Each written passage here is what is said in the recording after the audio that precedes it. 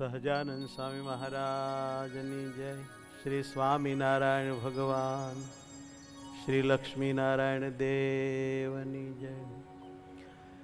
દુઃખ હરિજનનું દિલે ધરો છો, સુખ નિધિ શ્યામ સહાયતા કરો છો. તદપી ભજન જે કરે ન ભાવે, નહીં નર જાતિ કુજાતિ તે કહાવે, નહીં નર જાતિ કુજાતિ તે કહાવે.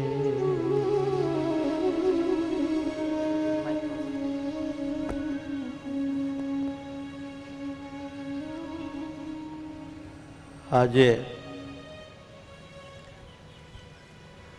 તારીખ 15/5/2024 શુભ દિને વિરસદ મંદિરમાં બિરાજમાન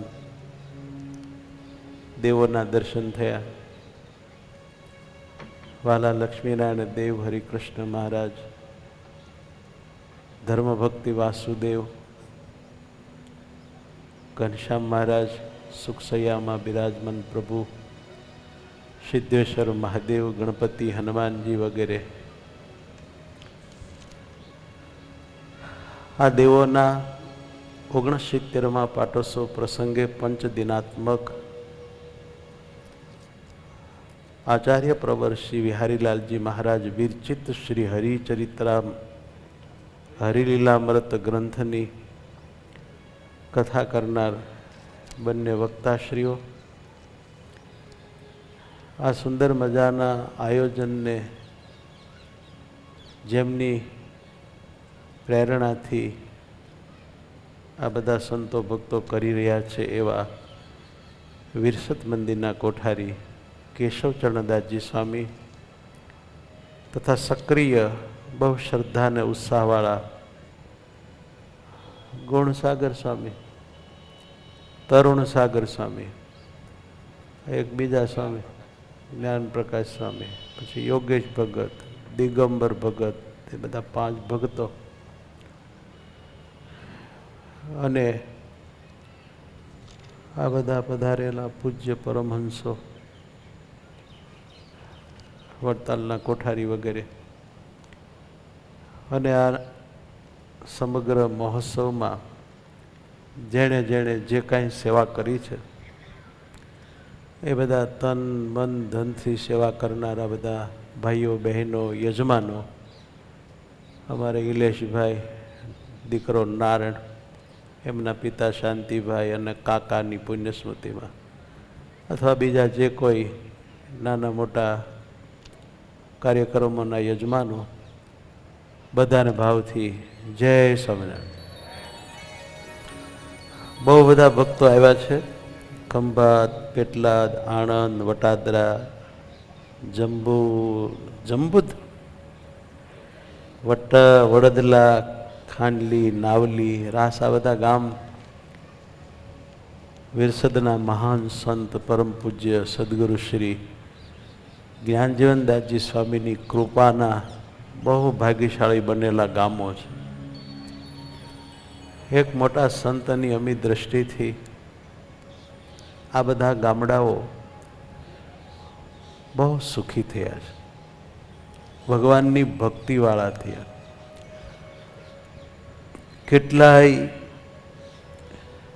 નાના મોટા બાઈઓ ભાઈઓ એક સંતને સેવીને એમની આજ્ઞામાં રહીને પૂર્ણ પુરુષોત્તમ ભગવાન સ્વામિનારાયણની ઉપાસનાને ધર્મે સહિત કરીને આત્યંતિક મોક્ષ જે ભગવાનનો અક્ષરધામ એને પામ્યા છે.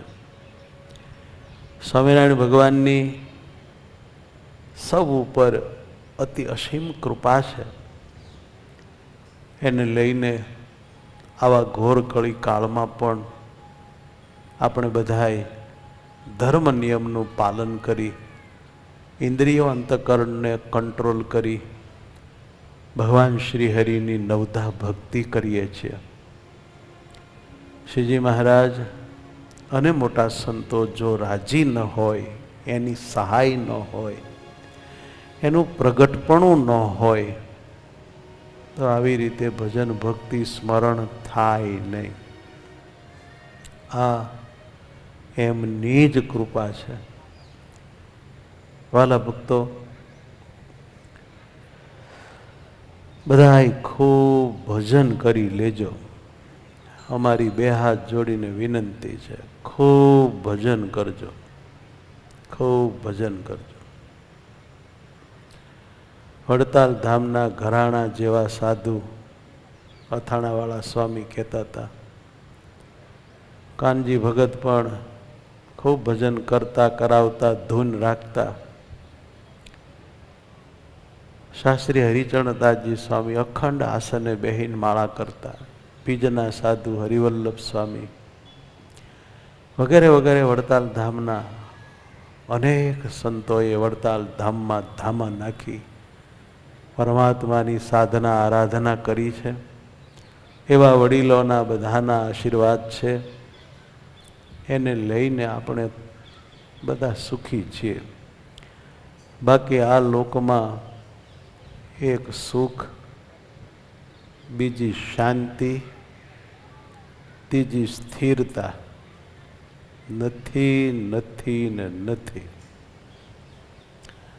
અહીં એ નથી, એ બધું અક્ષરધામમાં છે.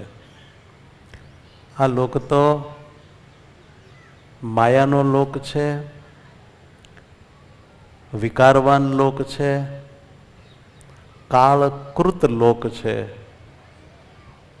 પરિણામી આ દુનિયામાં ક્યાંય સ્થિરતા ન હોય, એટલે શાંતિ ન હોય, એટલે સુખ ન હોય.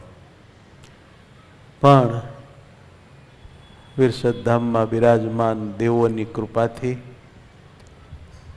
મોટા મોટા સંતો, જ્ઞાનજીવન સ્વામી વગેરેના આશીર્વાદથી તમે ને અમે બધા સુખી છીએ.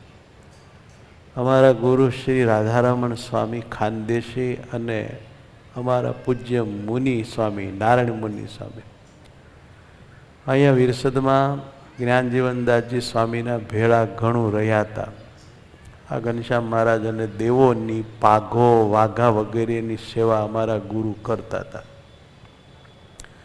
આની કેટલીક બધી વાતો અમને અમારા ગુરુએ કરેલી.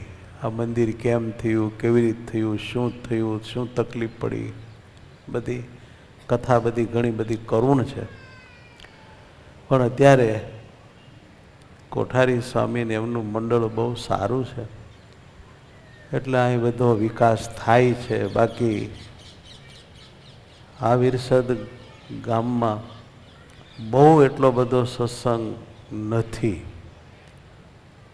સત્સંગ નાનો છે અને મંદિર બહુ મોટું છે,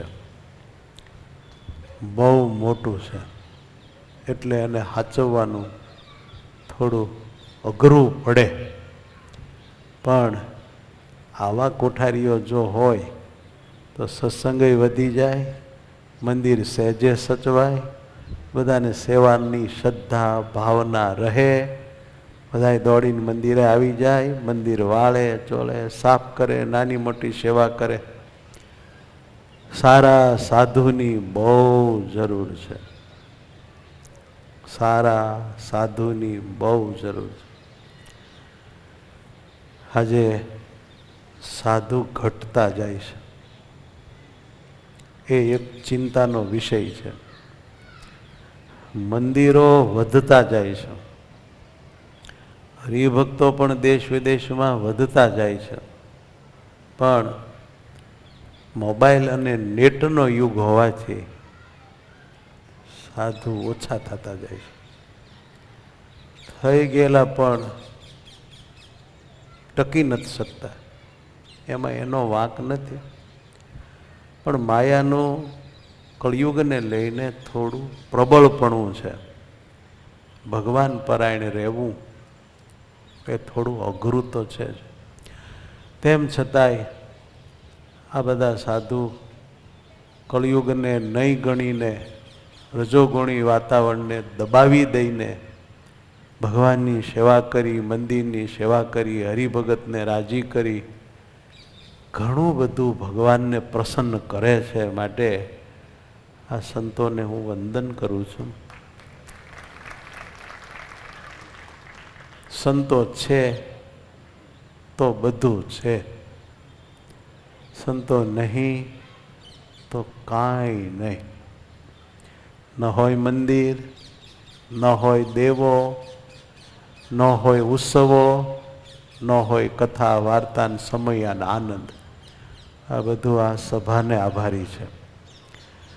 વાલા ભક્તો, તમે તો વિરસદવાળા જ્ઞાનજીવન સ્વામીના બધા આશ્રિતોને એમને સેવેલા છે, બધાએ જોયેલા છે, એમનાથી તમે પરચા પામેલા છો, સુખ પામેલા છો.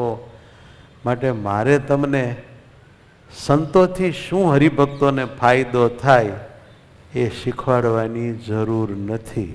કેમ જે બધું જ તમારા જીવનમાં પ્રેક્ટિકલ થયેલું છે.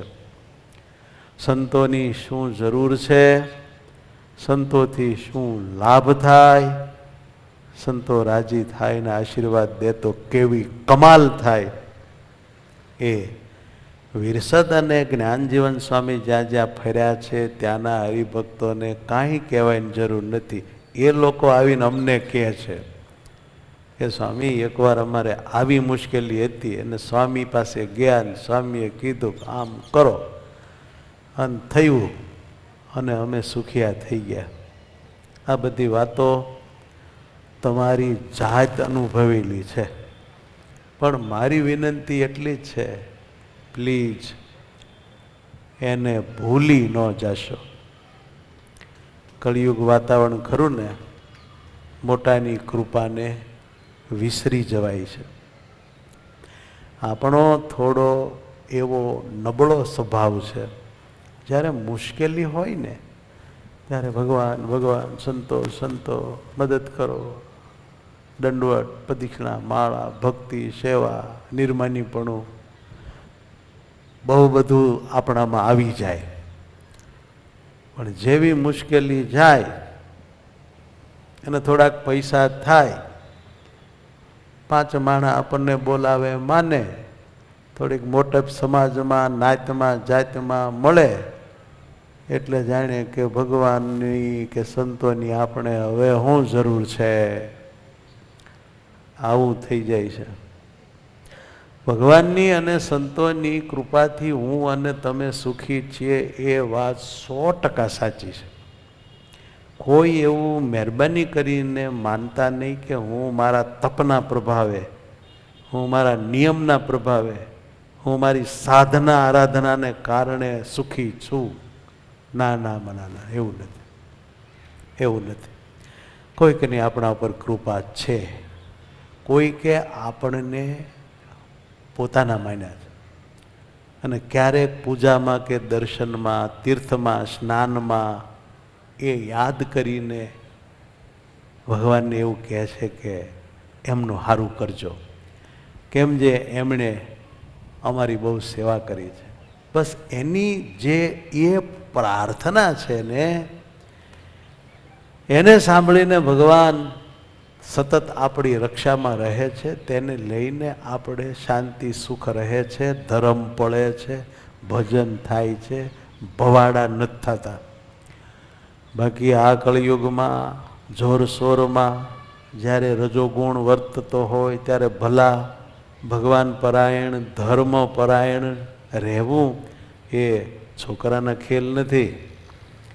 મોટાનો માથે હાથ હોય તો જ રહે, બાકી બહુ તકલીફ થઈ જાય. તો એવા જે ભગવાન અને એવા ભગવાનના સંતો અને ભક્તો, એને રાજી કરવા એ આપણું મુખ્ય કર્તવ્ય છે.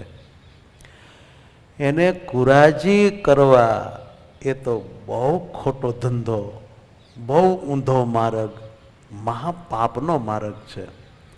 માટે આ સંતોને, આ ભક્તોને સુખ થાય એમ આપણે મન કર્મે વચને રહેવું, એમને દુઃખ થાય એવું કાંઈ ન કરવું. એવું ના કરાય. એમાંથી બહુ મોટી મુશ્કેલી થાય. આપણે આપણા સ્વભાવને, માનને, ક્રોધને, આપણી કુચ્છિત વાણીને હંમેશા કંટ્રોલમાં રાખવી પડે. અને જો ન રાખીએ તો એ બહુ નડે. કેમ જે ક્યારેક એવું આપણાથી થઈ જાય કે કોઈનું દિલ દુખાઈ જાય અને એને લઈને આપણી સેવા, ભક્તિ, માળા, જપ, તીર્થ, વ્રત, દેવ દર્શન બધું પુણ્ય બળીને ખાક થઈ જાય. માટે હરિભગત થયા તો સારું થયું. સેવા કરીએ છીએ એ બહુ સારું. રૂપિયા દઈએ છીએ, દાન દઈએ છીએ, યજમાન પદ સ્વીકારીએ છીએ એ બહુ સારું. પણ આપણને એ બાબતનો જો થોડો કેફ વર્તે, થોડો મદ છક આપણામાં ઝીણો મોટો વર્તે, તો આ બધું કરવા છતાં, દાન દેવા છતાં પણ વહાલા ભગવાનનો અને વહાલા સંતોનો અને વહાલા આ હરિભગતનો રાજીપો જેવો લેવો જોઈએ, મળવો જોઈએ, ઉતરવો જોઈએ, એવું કાંઈ ન મળે. મહેનત મોટા ભાગની પાણીમાં જાય. માટે નમીને રહેતા શીખવું. સુયોગી સહુને નમતો રહે છે, દસે ઇન્દ્રિયોને દમતો રહે છે. સુયોગી ભગવાનનો ભક્ત બધાને નમતો રહે, દસે ઇન્દ્રિયોને દમતો રહે અને એથી જ બધાને ગમતો રહે છે. તો આ કથા આવડો મોટો મંડપ નાખી સંતો આપણને સંભળાવે છે, એમાંથી કાંઈક થોડું ઘણું જો આપણામાં ઉતરે, કથા સાંભળ્યા પછી એવી કાંઈક દૃઢતા થાય કે આ વિરસદના 69માં પાઠોત્સવથી હું આવું નક્કી કરું છું કે હવે ક્રોધ નહીં કરું, હવે ઘરના સભ્યોને રોબ કરીને બહુ દુઃખી નહીં કરું. XYZ જે તે આપણામાં ખામી હોય એને કાઢ્યાનો કંઈક દ્રઢ ઠરાવ કરીએ તો લક્ષ્મી ખર્ચી, આ માંડવા નાખ્યા, ગળા ખેંચ્યા, એ બધો દાખલો સફળ થાય. બાકી ભેગા થયા, અહો અહો કર્યું, એકબીજાના વખાણ કર્યા ને છૂટા પડી ગયા, કાંઈ માલકોર ઉતર્યું નહીં. તો ભાઈ આટલું બધું કર્યાનો આપણને શું લાભ? ખાઈ ખંખેરીને ઘર ભેગા થઈ ગયા અને બીજેથી બધું ભૂલી ગયા. તો જોઈએ એવો એનો લાભ થાય નહીં.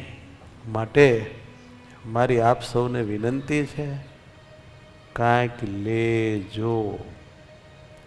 પૈસા તો બધા દ્યો જ છો, તમે અમને બધાને જમાડો છો, તમે અમને ધોતિયા ઓઢાડો છો એટલે તો આ ધોતિયા પહેર્યા છે, આ તમારા ઓઢાડેલા છે. આ પેટમાં તમારું રળેલું અનાજ છે. તમે બધા અમારી બહુ સેવા કરો છો, તમે અમને બધું બહુ દ્યો છો, પણ અમે તમને દઈએ છીએ એ ભલા તમે કેમ નથી લેતા? આવું ન હાલે. એક તરફી અમારે જ બધું સ્વીકારવાનું, તમારે અમારું કાંઈ સ્વીકારવાનું જ નહીં. આવું ચાલે નહીં. બંને બાજુ સંબંધ હોવો જોઈએ. તમારું દીધેલું અમે લઈ લઈએ છીએ ને અમારું દીધેલું તમે અહીં નહીં મૂકીને વયા જાઓ. અમે તમને કહીએ ક્રોધ ન કરતા, લોભ ન કરતા, માન ન રાખતા, આ બધું અમે તમને નહીં હાલતા? ડાયા થઈને રહેજો, અભાવ ન લેતા, તો તમે એ બધું લઈને જ જતા. સ્વામી તમારી પાસે રાખો, બીજે ગામ કોકને કહેવા કામ લાગશે. હે, આવું ન કરતા અમારું પણ આપેલું આ કથામૃત, ધર્મામૃત, જ્ઞાનામૃત, સાચ અમૃતા, ભક્તિનું અમૃત તમે બધા રાખજો. કેમ જે એના દ્વારા જ તમારી શુદ્ધિ થશે ને વૃદ્ધિ થશે ને અંતે કલ્યાણ થશે. ઓલા સ્વામી મને કાનમાં કહી ગયા, મને કે 7:30 સુધી. મેં કીધું ન હોય બાપા, થોડું મીઠું, થોડું મીઠું. પાછા આપણા વડતાલના કોઠારી છે, એને આપણે હારી પેટ સાંભળીએ તઈ એને એમ થાય કે મારું કાંઈક માન છે, નહીંતર એવું લાગે આ એમ કોઠારી અને આપણી કાંઈ કિંમત નહીં. એટલે મારે કોઠારી સ્વામીનું પ્રવચન લેવાનું છે, એટલે બહુ લાંબુ બોલાય નહીં. આચાર્ય મહારાજનું વાંહે સાંભળવાનું હોય ત્યારે કેમ બધાએ થોડું થોડું બોલીને બંધ કરાવીને પછી આચાર્ય મહારાજને માઇક આપી દેવાય, આને વિવેક કહેવાય. પણ થોડું કહી દો કે વાલા ભક્તો, કેટલા દી રહેશું? હું તમે આ લોકમાં કેટલા દી રહેશું? कहता दिन करेगा मौजू, चढ़ी है काल की फौजू, पकड़ के लिया के लीता, जाएगा हाथ को घीसता.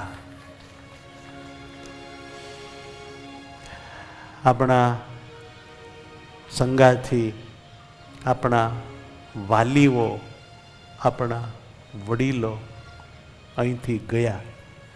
વાલા શું લઈ ગયા? મને કયો શું લઈ ગયા? શરીર સાથે નથી લઈ ગયા. જે ખોળિયામાં તેઓ 25, 50, 100, 70, 80 વર્ષ રહ્યા, એ કાયા સાથે નથી લઈ ગયા ને. આપણે એને અહીંયા અગ્નિ સંસ્કાર કરવો પડ્યો, એના લઈ ગયા. તો બીજું ધન, સ્ત્રી, પુત્ર, કુટુંબ, પરિવાર, ઘર બાર એ કેવી રીતે સાથે લઈ જાય? બધાએ આ ખોખામાંથી પોતે બહાર નીકળીને એકલાએ જવાનું છે. ઓનલી એકલાએ. કોઈ સાથે આવતું નથી, આવશે નહીં, એ મેળ નહીં પડે. કેમ જે રૂલ્સ ઇઝ રૂલ્સ. આવ્યા તારે એકલા આવ્યા છે, જશું તારે એકલા જવાનું છે. હા, બે વસ્તુ સાથે આવે છે અવશ્ય. એક પાપ, બીજું પુણ્ય. માટે એ બેને સંભાળવા, જે હારે લઈ જવું હોય એ વધારવું, એનું પોટલું મોટું કરવું. પાપ લઈ જવું હોય તો આગીના લોપ્યા કરવી, ગમે તેમ વર્ત્યા કરવું, એનું પાટલું મોટું થાય. એ હારે લઈને જવાનું અને વચ્ચે એ જ ભોગવવાનું પાપ, એટલે કે દુઃખ. અને જો પાપ સાથે ના લઈ જવું હોય તો પ્લીઝ પાપ કરવું નહીં. પીપા પાપ ન કીજીએ તો પુण्य किया 100 बार, जो किसी का लिया नहीं तो दिया 1000. कहीं સાથે નહીં આવે. 4 दिन की चांदनी बीते, आगे बहुत अंधेरा, समझ मन हरि बिन कोई न तेरा. समझ मन हरि बिन कोई न तेरा. કોઈ આપણું નથી, કોઈ કરતા કોઈ નહીં. તમે માનશો? આપણો આત્મા એક જ આપણો. આ સ્થૂળ શરીર આપણું નહીં. સૂક્ષ્મ શરીર, મન, બુદ્ધિ, ચિત્ત, અહંકાર એ પણ આપણું નહીં. કારણ શરીર, વાસનામય લિંગ દેહ તે પણ આપણો નહીં. અત્યારે જે જાગ્રત અવસ્થા છે, વર્તે છે સત્વગુણ પ્રધાન, એ પણ આપણી નહીં. વિચારો કરીએ, સપનામાં હોઈએ, એ જે સ્વપ્ન અવસ્થા રજોગુણાત્મક, તે પણ આપણી નહીં. તમોગુણાત્મક સુષુપ્તિ અવસ્થા એ પણ આપણી નહીં. રજોગુણ, તમોગુણ, સત્વગુણ એ પણ આપણા નહીં. આપણે તો માત્ર એકલા અટુલા છીએ આ કાયાનગરમાં. આ કાયાનગરમાં 51નું ટોળું કહેવાય છે. 51નું ટોળું, જેનાથી ભગવાને પોતાને અલગ માનીને હંમેશા ભક્તિ કરવાની વાત વચનામૃતમાં કરી છે. એ 51ના ટોળામાં આપણું કોઈ નહીં, એક પણ નહીં. ઓનલી એકલો અટુલો જીવ આ કાયાનગરમાં ફસાણો છે. અને આ 51 છે ને એ બધાએ આપણા વિરોધી, આત્માના બધા જ દુશ્મનો. એને ફાવે એમ આપણી પાસે કર્મ કરાવે ને આપણી કઠણાઈ કરી મેલે. મન, બુદ્ધિ, ચિત્ત બધા દુશ્મન, ઇન્દ્રિયો બધા દુશ્મન.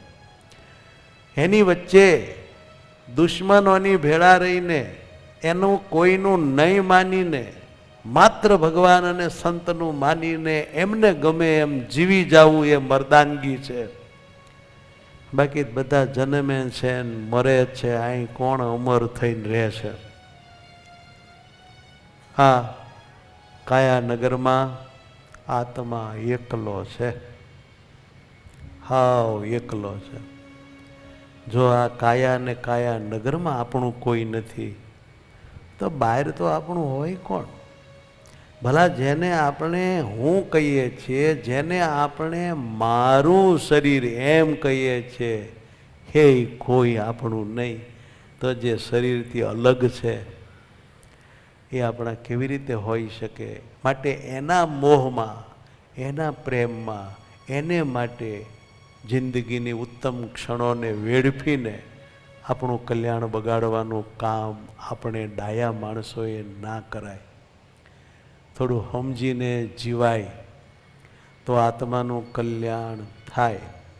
બાકી કરોડો જન્મથી જન્મ મરણ, જન્મ મરણ, જન્મ મરણ, આદિ વ્યાધિ ઉપાધિ લક્ષો રાશિ ગર્ભવાસ ભોગવતા એવા છીએ. હજુ આગળ પણ એને ધમાલ રહેશે. માટે ચેતી જાવું, ચેતી જાવું. મનુષ્યનું આયુષ્ય અલ્પકાળ, કાપે સદા તે પણ કાળ વ્યાલ. ચેતી શકો તો ચિત્તમાં ચેતો, થશે નહીં તો પછીથી ફજે તો. ચેતી જાઓ, અખંડ સ્મરણ કરો. આ સિવાય ઉદ્ધાર જ નથી ને, ઉદ્ધાર જ નથી. અને કોઈએ એમ માનવું નહીં કે આ બધું મારે લઈને હાલે છે. ખોટા વેમમાં રહેવું નહીં. આપણે નહોતા તોય બધું હાલતું, આપણે છીએ તોય બધું હાલે છે. અને આપણે નહીં હોઈએ તોય જેમ હાલે છે એમ જ બધું હાલવાનું છે. આપણે ભગવાનની ભક્તિ અને આપણા જે નિયમો હોય તે વ્યવસ્થિત સાચવવા. બહુ લઈ મંડવા મજા નથી. આપણા જેવા કંઈક ફુગા ફૂટી ગયા, કોઈ એને સંભાળતું નથી.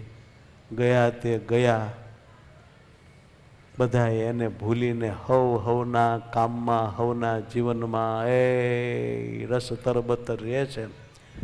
માટે આપણા જીવનું બગાડીને બહુ વાયડાઈ કરવા જવા મજા નથી. પછી જેને શોખ હોય ને ધૂણવું હોય ધૂણો.